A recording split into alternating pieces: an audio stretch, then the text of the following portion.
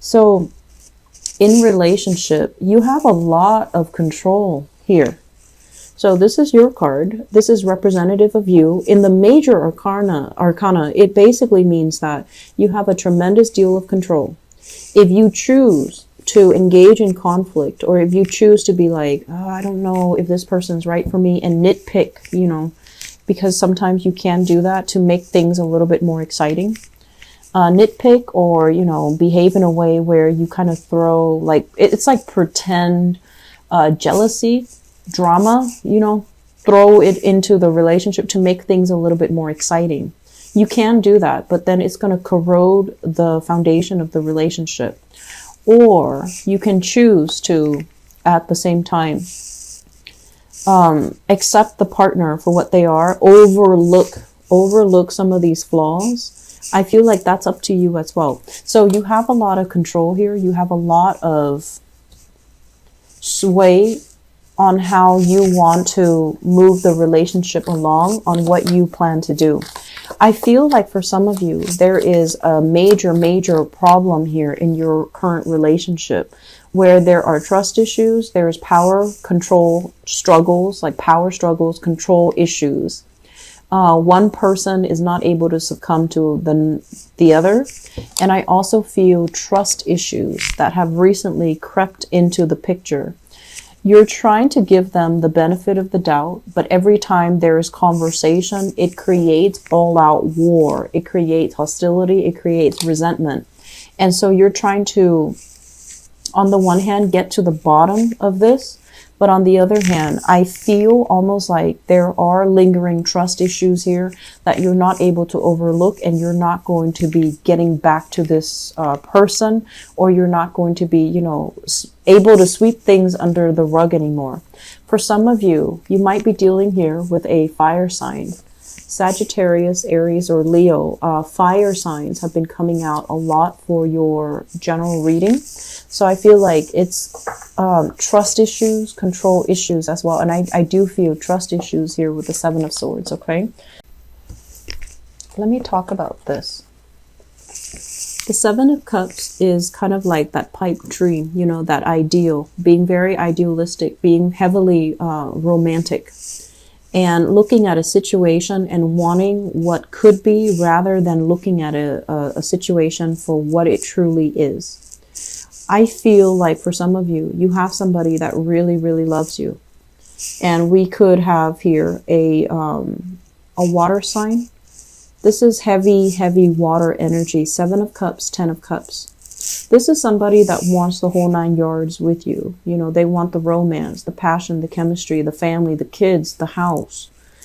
And they're very sure about what they want. And on the one hand, I feel like they can also be a little bit idealistic. But water signs are heavily romantic by nature. So they're always going to be idealistic, whereas you're an air sign. So I feel like this might be, in a way, kind of like your energy, where yes, you do want this. Eventually, you do want this because it's secure, it's warm, it's nice. You know, everyone wants this. But I feel like you're at a point in your life where you still want to explore life. You still want options. You still don't, you might not want to be bogged down with family, children, house, mortgage, you know, like this. Because although this is great, you have other options that are on the table. And you feel like if I, you know, choose this, all of these options are going to be taken away from me. Am I ready for it? So there's a lot of fears of commitment here. There's also fears about, am I making the right choice? There's also fears about, this is what everybody wants. So if I have this, then I would have the one thing that everybody wants. But is it right for me? So I do see fears and reassessment. Reassessing what's really important to you on an individual level. Is this something that society expects of you, family expects of you, or do you want something else for yourself? So there's a lot of questions here. There's a lot of illusions. And there's also this promise from possibly a love relationship partner of the whole 9 yards, the stability. And I feel like once you have that stability, yes, it can be everything that you've wanted, Yes, it can bring you a lot of professional,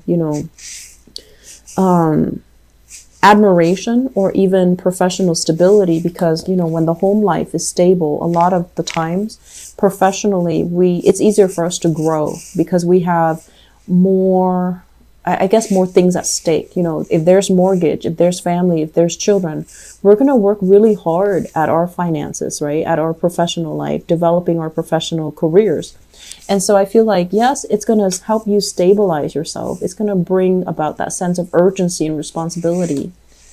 But if you're not ready, no matter when these things come in, no matter how they come in, if you're not ready, you're not going to build on it. And it's going to, while it's wonderful and great, and it can be very emotionally nurturing, it can be very financially stabilizing. If you're not ready for it, you're not going to build on it, and you're going to let a very good opportunity kind of like waste away because you're still wondering about alternatives. You're still wondering. But on the other hand, I have all of these options that are available. So Libras, you have a lot of great things here. And I feel like you're in a really good relationship with another person, but you're still kind of like admiring greener pastures. You're not ready to put in the work. And, I feel like deep down, as the scale of the zodiac, you are very sensitive to imbalances when they affect you. But you also need to kind of like think on the other side. Is it fair for the other person to wait around? Is it fair if I'm not able to give them 100% because I'm still scoping out other territories? So I feel like the problem with air signs in general is they're able to love, but they like to weigh out the pros and cons when they make a love decision. And I feel like that's what's happening here. On the one hand, you want this. And then on the other hand, it's like, what else is out there? And if you keep second guessing, I feel like the opportunities will slip you by. So you have a loving relationship partner. And so the third cluster here, we have the Princess of Swords. So this is, I feel, your energy. This is a card mainly about like somebody who's not overly emotional, and they're not overly like a sentimental person. Okay, so I feel like for some of you, it might be difficult for you to make emotional connections with another person, where you're kind of like barking up the wrong tree, going after people that are not right for you. Or I feel like, there might have been some complaints about relationship partners, exes, people that you've dated, and where they say like you're emotionally kind of not there. So there's an element here about needing to kind of reinvent ourselves, needing to really think about how to open up with the Death card. The Death card deals with transformation. So it's kind of like revisiting. How do we communicate? Are we warm and fuzzy and approachable? Or are we like so wrapped up in our head that we like to prove to other people how smart we are? We like to prove to other people all the things that we know. And then at the end of the day, a date turns into something very platonic. So something that has a lot of potential just kind of becomes, forever in that platonic or the friend zone. So I feel like many of you, you're at a point right now where you're trying to figure out, how do other people see me? Am I approachable? Am I earnest? Am I easy to talk to? Or do I just live so much in my head that I kind of drive people away? So for those who are single, you're doing some major reassessment. And I also feel as well with the World card, it's kind of like interacting with a lot of different people, and people that are very, very different from you. And so through the interaction, people who might be culturally, ethnically, linguistically different from you, in the process of interacting with them, you're going to fill in all these knowledge gaps about yourself. You're going to learn more about how people behave. You're going to also learn more about how to be a lot more approachable, how to let your guard down, how to, come across as someone who's worldly and just good to be around. I feel, because this is not an overly warm, affectionate, approachable type of a person. This is somebody who's like, you know, kind of like a know-it-all. So I feel like there's this energy here. Yes, you're very, very smart, and you know, you're the least scattered of all the air signs. But this energy here can make it seem like it's very, the interaction with you is very platonic. It's great, it's fun, but it's skirting the surface. It doesn't really have depth. And so this is the month where we start to create layers and depths in our conversation with others, in our interaction with others, in order for us to be seen as someone who has depth, who is approachable, who's likable, and who has a lot to offer. I mentioned for, I believe, the Gemini people, this is a person, male or female, with the World card that is very, very highly sought after. They're, you know, like they embody a lot of depth. They embody a lot of charisma, a lot of charm, a lot of beauty. But I feel like it's not just physical beauty. The beauty shines from within. So I feel like you might be coming across somebody like this that you really, really, really admire. It could be somebody of the same gender, the same sex, where you wish like you could be this person. Or you are encountering this person in your dating environment, and you're trying to, you know, emulate or even, you know, try to figure out, why is this person so fascinating? I feel for some of you, it could be here, one of the later signs. So, you know, possibly even a Scorpio. So I have Leo, Taurus, Scorpio, possibly a fixed sign as well. So Leo, Taurus,